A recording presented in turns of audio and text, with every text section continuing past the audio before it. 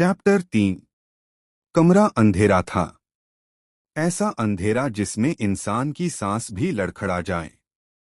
और उस अंधेरे के बीच एक तूफान फंसा हुआ था। नक्श सिंघानिया। उसकी नसों में सिर्फ शराब नहीं, एक ऐसा जहर दौड़ रहा था जो इंसान का दिमाग खा जाता है। उसके कदम लड़खड़ा रहे थे, सांस भारी थी, और आंखें ऐसी जैसे दुनिया को अपनी मुट्ठी में मसल दे। नैना उसके सामने थी, फंसी हुई, बंद कमरे में एक कापती परछाई।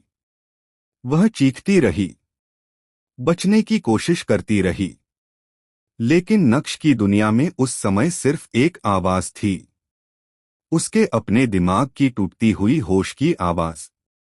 उसके हाथों में ताकत नहीं, तूफान था। कमरे में घंटों तक बस दो चीजें गूंजती रहीं, नैना की मरी हुई चीखें और नक्श की बर्बाद हो चुकी होश की सांसें। कब रात बीती, कब दर्द बढ़ता गया, कब नैना की चेतना जवाब दे गई, किसी को पता नहीं। सुबह मौत जितनी भारी चुप्पी। 8 बजे मोबाइल की रिंग से नक्श की आंख खुली। गला सूखा हुआ, सिर में चोट जैसा दर्द, और कमरा एक बिखरी हुई तबाही। उसने करवट ली, और जैसे ही बगल में पड़े शरीर पर नजर पड़ी, उसकी सांस अटक गई। एक लड़की, पूरी तरह टूट चुकी, पूरी तरह चुप, पूरी तरह बर्बाद। उसके शरीर पर नीले काले निशान ऐसे थे जैसे किसी ने दर्द को चाकू से काटकर उसके शरीर पर लिख दिया हो। नक्श की आंखें फैल गईं, फिर लाल हो गईं। गुस्से से नहीं, खुद से, नफरत से, डर से, या शायद इस बात से कि वह अपनी ही हदों को तोड़ चुका था। वह उठकर एकदम पीछे हट गया। उसने एक लड़की को छुआ तक नहीं था, और आज उसकी सांसें भारी हो गईं। वह किसी से नजर मिलाने लायक नहीं था। राका सच्चाई का कड़वा कट। राका दरवाजे पर खड़ा था, वही राका जिसे अंडरवर्ल्ड डरती थी। पर आज वह नक्श से डर रहा था। सर, कल रात आपकी ड्रिंक में कुछ। उसकी आवाज कांप गई। कुछ मिलाया गया था, इसलिए जो कुछ हुआ वह आगे बोल ही नहीं पाया।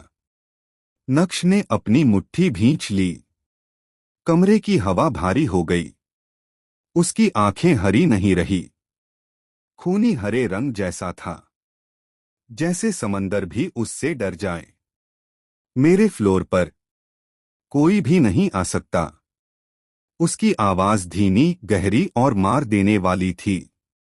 तो यह लड़की मेरे कमरे तक कैसे पहुंची? राका की गर्दन और झुक गई। जिसने ड्रिंक में ड्रग्स मिलाया? शायद उन्होंने ही। नक्श को लगा उसके कानों में बम फट गया। वह उस रात को याद करने की कोशिश करता है, लेकिन उसका दिमाग सिर्फ काले धुएं जैसा दिखाता है। टूटी हुई झलमें, अधूरी चीखें, और उसका अपना बेकाबू शरीर। क्योंकि नक्श सिंघानिया ने आज तक किसी लड़के को अपने करीब तक नहीं आने दिया, और ना ही आज तक छुआ है। इतनी बड़ी हुई बात नक्श सिंघानिया को अंदर से और गुस्सा दिला रही थी। उधर नैना की दुनिया टूट चुकी थी। कमरे में सर्वेंट गई तो उसका दिल धक से रह गया। बिस्तर पर पड़ी लड़की हिल भी नहीं पा रही थी। सांसें टूट रही थीं, शरीर कांप रहा था। नैना उठकर बैठी, और एक दर्द भरी कराह उसके होठों पर अटक गई। उसके हाथ हवा में कुछ ढूंढ रहे थे, कुछ पकड़ने की कोशिश में। तभी सर्वेंट को पता चला, वह देख नहीं सकती। उसकी आत्मा कांप गई। नैना डर के मारे अपने ही शरीर को दोनों हाथों से ढकने लगी। दीवार के सहारे पीछे खिसक गई, और लगातार पूछने लगी, कौन कौन है यहाँ? कृपया मुझे मत छूना। उसकी आवाज टूटी हुई थी, जिसे सुनकर इंसान का दिल पत्थर हो जाए। सर्वेंट ने उसे संभाला, बहुत मुश्किल से कपड़े पहनाए और उसके हाथ पकड़कर बाथरूम तक ले गई। जैसे ही दरवाजा बंद हुआ, नैना घुटनों के बल गिर गई। दर्द से नहीं, घबराहट से नहीं, बल्कि इस बात से वह याद नहीं कर पा रही थी कि उसकी रात खत्म कब हुई और वह खुद कहाँ खत्म हो गई। उसकी दुनिया अंधेरी थी, लेकिन आज पहली बार उस अंधेरे ने उसे पूरा निगल लिया था और उसके मन में बस एक सवाल था, क्या यह रात उसकी किस्मत थी या उसकी जिंदगी की सबसे काली शुरुआत? आगे क्या होगा जानने के लिए सुनते रहिए दर्द-ए-मोहब्बत।